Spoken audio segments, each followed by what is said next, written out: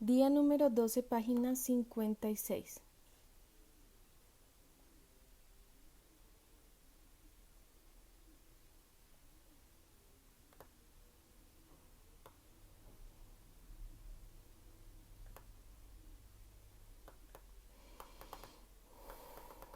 La otra punta del palo.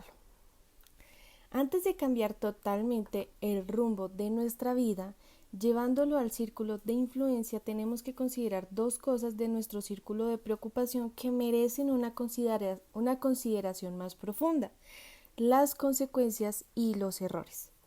Si bien somos libres para elegir nuestras acciones, no lo somos para elegir las consecuencias de esas acciones. Las consecuencias son gobernadas por leyes naturales, están fuera del círculo de influencia, en el círculo de preocupación. Podemos elegir pararnos en medio de la vía cuando un tren avanza velozmente hacia nosotros, pero no podemos decidir qué sucederá cuando el tren nos atropelle. Podemos optar por ser deshonestos en nuestros tratos comerciales. Si bien las consecuencias sociales de esta conducta dependerán mucho de que nos descubran o no, las consecuencias naturales para nuestro carácter básico serán un resultado determinado. Nuestra conducta es gobernada por principios. Vivir en armonía con los principios tiene consecuencias positivas. Violarlos determina consecuencias negativas. Somos libres para elegir nuestra respuesta en cualquier situación, pero al elegir también optamos por la consecuencia correspondiente. Cuando uno recoge una punta del palo, también recoge la otra.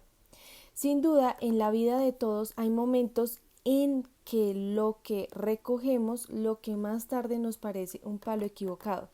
Nuestras elecciones tienen consecuencia que preferiríamos no padecer. Si pudiéramos elegir nuevamente, lo haríamos de otro modo. A esas elecciones las llamamos errores y son la segunda cosa que merece una consideración más profunda. Para quienes están llenos de arrepentimiento, tal vez el ejercicio más necesario de proactividad consista en comprender que los errores pasados también están ahí fuera en el círculo de la preocupación. No podemos revocarlos, no podemos anularlos, no podemos controlar las consecuencias.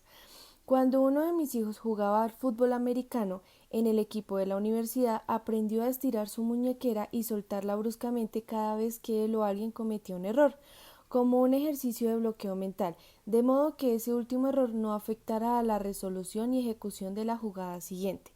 El enfoque proactivo de un error consiste en reconocerlo instantáneamente, corregirlo y aprender de él. Esto literalmente convierte al fracaso en éxito. El éxito, dijo T.J. Watson, fundador de la IBM, está en el lado opuesto del fracaso. Pero no reconocer un error, no corregirlo ni aprender de él es un error de otro tipo. Por lo general, sitúa a la persona en una senda de autocondena y autojustificación que a menudo implica la racionalización, mentiras racionales, destinadas a uno mismo y a los demás. Este segundo error, este encubrimiento potencia el primero, le otorga una importancia desproporcionada y causa en las personas un daño más profundo. No es lo que los otros hacen ni nuestros propios errores lo que más nos daña, es nuestra respuesta. Si perseguimos a la víbora venenosa que nos ha mordido, lo único que conseguiremos será provocar que el veneno se extienda por todo nuestro cuerpo. Es mucho mejor tomar medidas inmediatas para extraer el veneno. Nuestra respuesta a cualquier error afecta la calidad del momento siguiente. Es importante admitir y corregir de inmediato nuestros errores para que no tengan poder sobre el momento siguiente y hará que volvamos a tener el poder. Comprometerse y mantener los compromisos. En el corazón mismo del círculo de influencia se encuentra nuestra aptitud para comprometernos y prometer y para mantener compromisos y promesas. Los compromisos con nosotros mismos y con los demás y la integridad con la que mantenemos son la esencia de nuestra proactividad.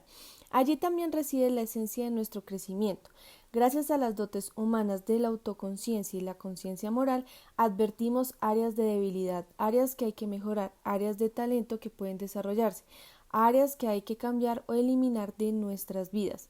Cuando reconocemos y utilizamos nuestra imaginación y nuestra voluntad independiente para actuar sobre la base de esas percepciones, haciendo promesas, estableciendo metas y siendo fieles, adquirimos la fuerza de carácter, el ser que hace posible todas las otras cosas posibles en nuestras vidas.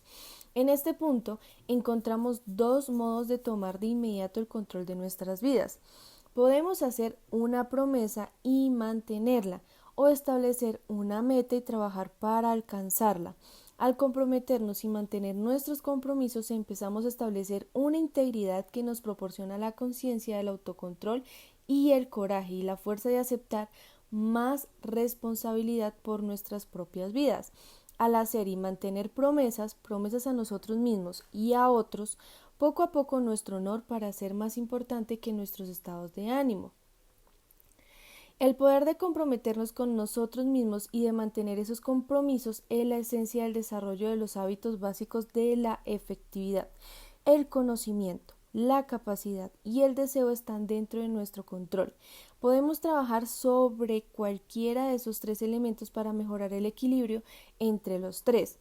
Al ampliarse el área de intersección, internalizamos más profundamente los principios en que se basan los hábitos y adquirimos fuerza de carácter para avanzar de modo equilibrado hacia una progresiva efectividad en nuestras vidas. Proactividad, el test de los 30 días. No es necesario que pasemos por la experiencia de Frank en el campo de concentración para reconocer y desarrollar nuestra propia proactividad.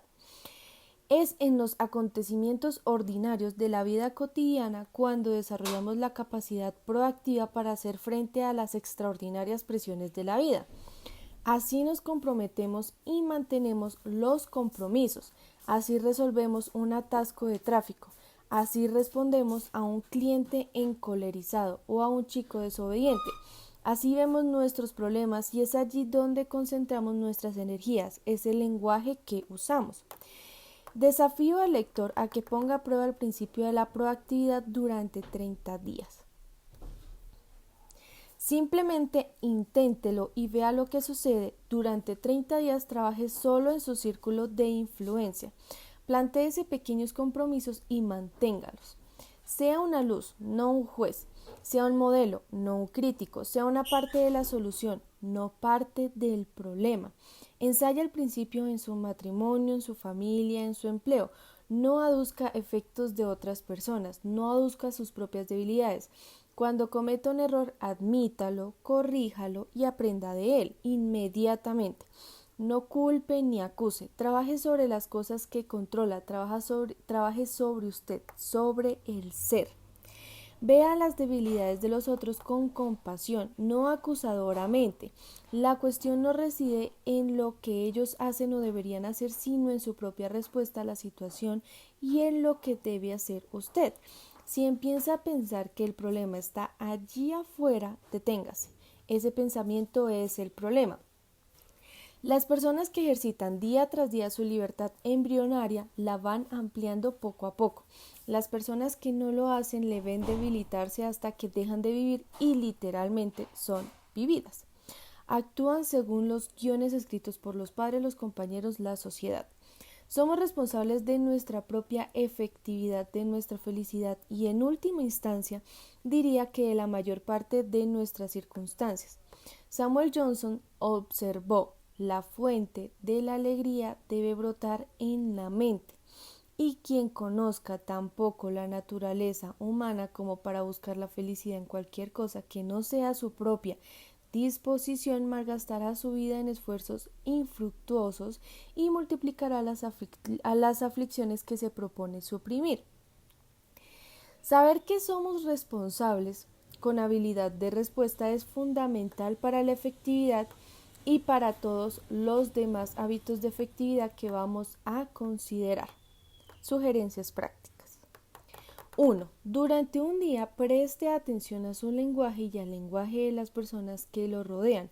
Con cuánta frecuencia usa y escucha frases reactivas como sí, no puedo, debo o tengo que.